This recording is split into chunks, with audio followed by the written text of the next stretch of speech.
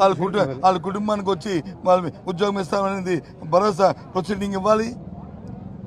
ఎవరైతే వెంటిలేటర్ మీద ఉండి సీరియస్గా ఉన్న ఇంజూరీ ఉందో వాళ్ళకి 10 లక్షల రూపాయల కాంపెన్సేషన్ ప్రకటించాలి ప్రొసీడింగ్ ద్వారా. అలాగే 3 లక్షల రూపాయలు ఎవరైతే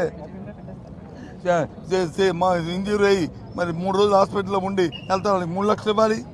ఎవరైతే చిన్న ఇంజూరీ అయ్యారో బయట హాస్పిటల్ చేసుకున్నారో వాళ్ళకి 50,000 తక్కువ లేకుండా వాళ్ళకి ఇవ్వాలి. అది దాని అన్నింటికి కూడా రాతపరకమైన ప్రభుత్వం నుంచి ఒక ప్రొసీడింగ్ ఒక రిలీజ్ రావాలి, జీవో రావాలి.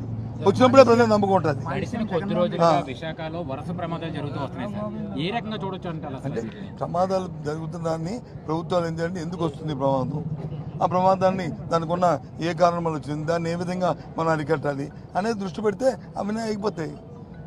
జరిగితే జరిగింది అని నిర్లక్ష్యం ఉంటే ఒక దాని తర్వాత రెండో వస్తుంది. ఇమీడియట్ ఇప్పుడు ఉంది దీని ఇంతకుముందు ఎల్జీ ప్రాబ్లం జరిగింది, వెంటనే సేఫ్టీ ఆడిట్ జరగాలన్నాం, పెట్టాము, వెంటనే అందరికీ జీవో ఇష్యూ చేసాము, కమిటీ వేసాము. ఇప్పుడు సాక్షాత్తు ఉన్న నీరవ్ కుమార్ ప్రసాద్ ఎవరైతే సిఎస్గా ఉన్నారో ఆయనే అప్పుడు సెక్రటరీ, ఆయన ఆధ్వర్యంలో వేసాము, ఆయనే చూడమని చెప్పాము, ఆయనే పర్యవేక్షణాధికారి, ఆయనతో చేయించాము. ఇప్పుడు అలాగే చేస్తే ఆటోమేటిక్ తగ్గుతుంటాయి. అది అలాగని వ్యవస్థను ఆపేయమని చెప్పట్లేగా మేము. సార్ ఇప్పుడు మీరు చెప్తున్న విధంగా అధికార పార్టీ నాయకులు రాలేదు, దానికి కారణం అంటారు. నాకేం తెలుసు, మీరు అడగండి వస్తారు. తర్వాత ఇప్పుడు నేను అన్నాను కదా, ఇప్పుడు నేను అన్నాను కదా, వాళ్ళకి ఖాళీ లేక వాళ్ళకి వెళ్ళిన వాళ్ళకి ఒక నిర్లక్ష్యం నిన్న జరిగిన ఎన్నికల్లో వాళ్ళకి వచ్చిన ఈ చూసి ఏ రకంగా తెచ్చుకున్నారు అవి చూసి వాళ్ళకి వచ్చి ఎక్కడున్న వచ్చి అక్కడ లేవు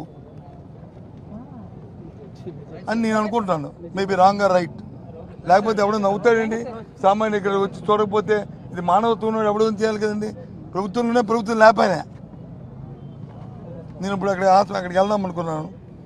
ఎక్కడికి ఇప్పుడు మేము అందరం కలిసి మా నాయకులు అందరం కలిసి వెళ్దాం అనుకున్నాం. పోలీసులు అడిగాను, లేదండి ముఖ్యమంత్రి వస్తున్నారు, దాంట్లో మనం కాంట్రవర్సీ ఉండకూడదు, వాళ్ళు వెళ్తున్నప్పుడు వచ్చి పోలీసు దానికి సెక్యూరిటీ వ్యవహారం ఉంటాయని, సరే వాళ్ళు వెళ్ళిన తర్వాత వస్తామని చెప్పాము. అంత ఉందాక పరిస్థితి, అందుకే నో అని అనలే కదండి. అది సాంప్రదాయం. అది పద్ధతి. ఎవరు దేనివల్ల వ్యవస్థకి ఏది జరిగినా వ్యవస్థకి నష్టం జరగకూడదు, వ్యవస్థను కాపాడుకొని చేయాలి, ప్రజలకు నమ్మకం కలగాలి.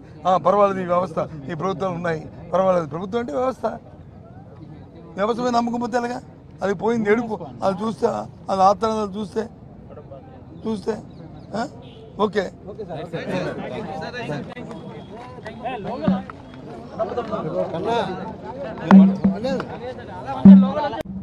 2-3 రోజులు ఏదైతే పని ఇందాక మీకు చెప్పిన కలర్ చెప్పారో ఆ 2-3 రోజుల్లో చెక్కులు వాళ్ళ చేతిలో అందాలి.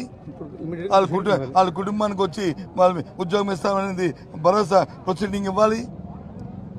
ఎవరైతే వెంటిలేటర్ మీద ఉండి సీరియస్గా ఉన్న ఇంజూరీ ఉందో వాళ్ళకి 10 లక్షల రూపాయల కాంపెన్సేషన్ ప్రకటించాలి ప్రొసీడింగ్ ద్వారా. అలాగే 3 లక్షల రూపాయలు ఎవరైతే ఇంజూరీ అయ్యి మరి 3 రోజులు హాస్పిటల్లో ఉండి వెళ్తారు వాళ్ళకి 3 లక్షలు ఇవ్వాలి. ఎవరైతే చిన్న ఇంజూరీ అయ్యారో బయట హాస్పిటల్ చేసుకున్నారో వాళ్ళకి 50,000 తక్కువ లేకుండా వాళ్ళకి ఇవ్వాలి. అది దాని అన్నింటికి కూడా రాతపరకమైన ప్రభుత్వం నుంచి ఒక ప్రొసీడింగ్ ఒక రిలీజ్ రావాలి, జీవో రావాలి. వచ్చినప్పుడే ప్రజలు నమ్మకం ఉంటుంది. విశాఖలో వరుస ప్రమాదాలు జరుగుతూ వస్తున్నాయి సార్, ఏ రకంగా చూడొచ్చు అంటే ప్రమాదాలు జరుగుతున్నదాన్ని ప్రభుత్వాలు ఏంటంటే ఎందుకు వస్తుంది ప్రమాదం, ఆ ప్రమాదాన్ని దానికి ఉన్న ఏ కారణం వల్ల వచ్చింది, దాన్ని ఏ విధంగా మనం అరికట్టాలి అనేది దృష్టి పెడితే అవన్నీ అయిపోతాయి.